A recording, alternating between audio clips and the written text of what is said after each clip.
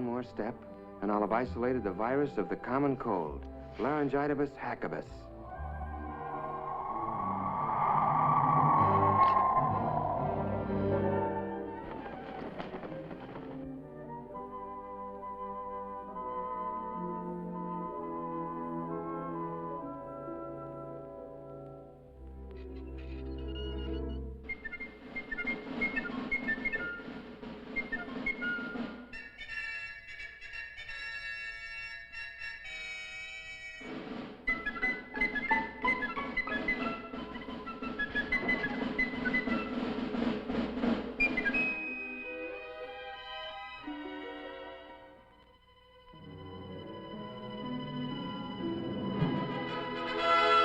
Elodium Fosdex, check. Anti-proton ballast, check. Prepare afterburners for blast off.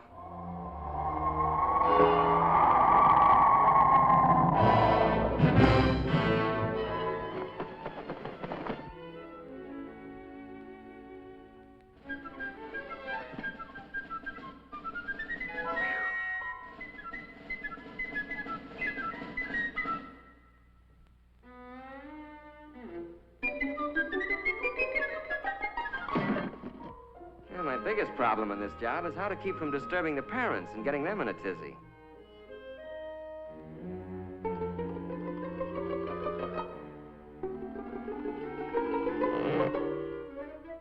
Rock-a-bye doggy in the treetop, when the wind blows, the cradle will rock.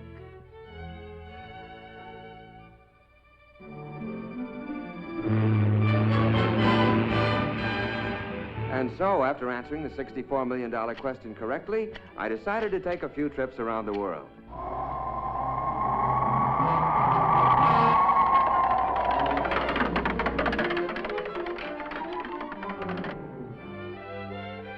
About time we threw a little light on the subject.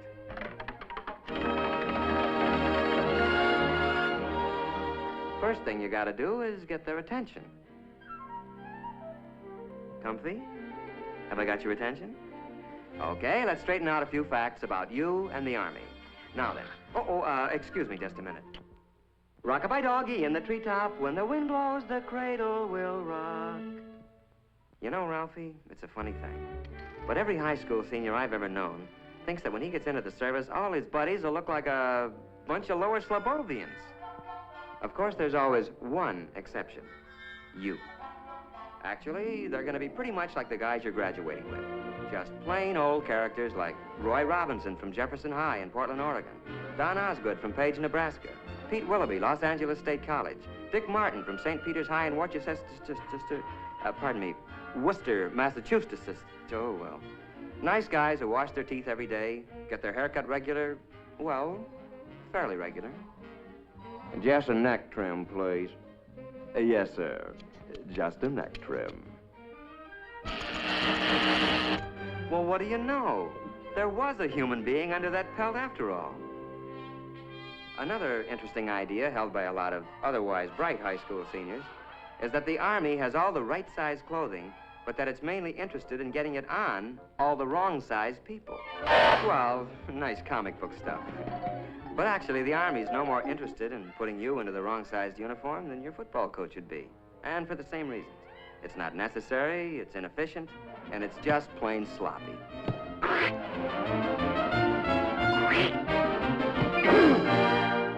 In other words, you'd be pretty useless to yourself or the team. You know, according to some comic strip artists, our friend here, is the kind of non-com you find in the Army. The way they tell it, basic training's supposed to be nothing but KP, obstacle courses, and being chewed out by a bunch of sadistic sergeants. Hey, hold up! Arm! Hoop! Arm! Arm! Arm! Hold up! Arm! Arm! As a matter of fact, the Army's not about to use inefficient comic strip non-coms or officers any more than it would use outdated or inefficient weapons. No, the non-coms you're going to get acquainted with in basic will be very capable guys, and they'll be there for just one reason. To help you. You'll get to know men like Paratrooper Sergeant Mike Culhane, Master Sergeant Johnny Broderick from Okinawa in Korea, Corporal Tommy Webster, a high school senior when you were a junior, Sergeant Rod McCullum. He carries the Congressional Medal of Honor. Look, as long as we're on the subject, let's take a look at basic training and find out what it's really going to be like.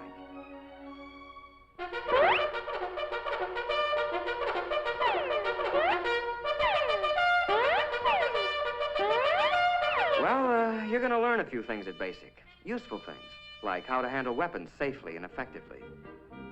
And at 700 yards, I let him have it. You're taught to use a compass, how to read a map. Very impressive stuff later to the girl of your dreams. You'll learn how to pitch a camp and how to give first aid. The sort of knowledge that other, people will respect someday. You're also going to develop muscles that'll be useful later. Some you didn't even know you had. But then, it's not a bad idea to keep in shape for recreation, like boxing, football, skiing, and other, sports.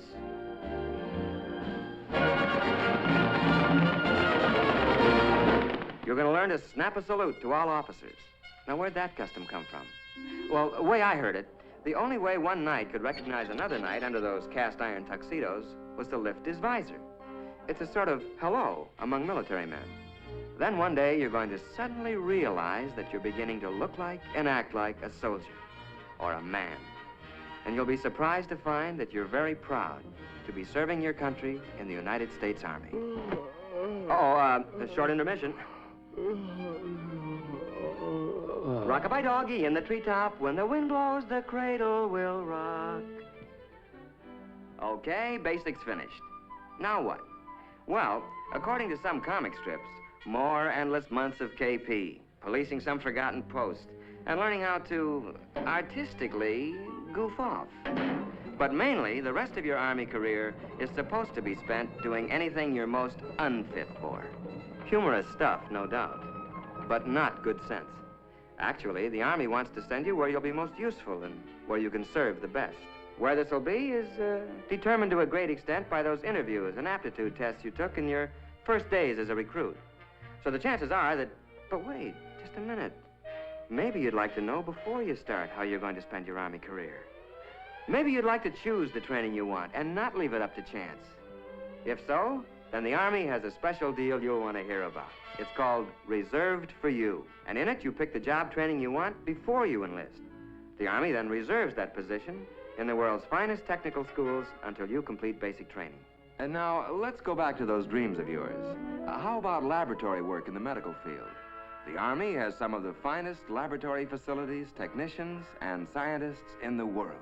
Well, that's just one of 127 courses offered by the Army. How about that dream of working with rockets or atomic power? How about guided missiles? You choose it, the Army's got it. And the only ticket you need to this program is one high school diploma. Sound good? Well, I can make it sound better. The whole deal is guaranteed by this letter, written to you by the Adjutant General of the United States Army. You don't sign anything until that letter is firmly in your hands. Fair enough? Let's see, adventure? Pick your branch. How about a real elite outfit? Armor. Tank Commander Phillips. Not bad. Travel? Man, you do ask the nicest questions. This is Paris, and it's no dream. It's solid, and it's yours. Ralph Phillips, USA. Sound pretty choice? Your local recruiter can fill in all the details. Today, if you like. But remember that you're going to look a lot bigger to the Army with that high school diploma under your arm. Oh, quick warning, though, Ralphie. You can only grab one of these special deals before you receive your induction notice. So why not call on the Army before the Army calls on you?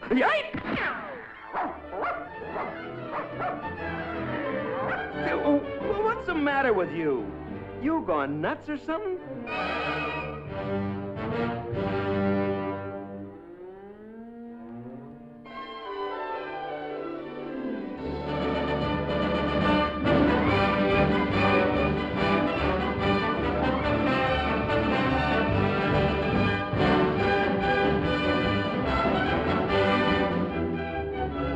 Remember, it's reserved for you.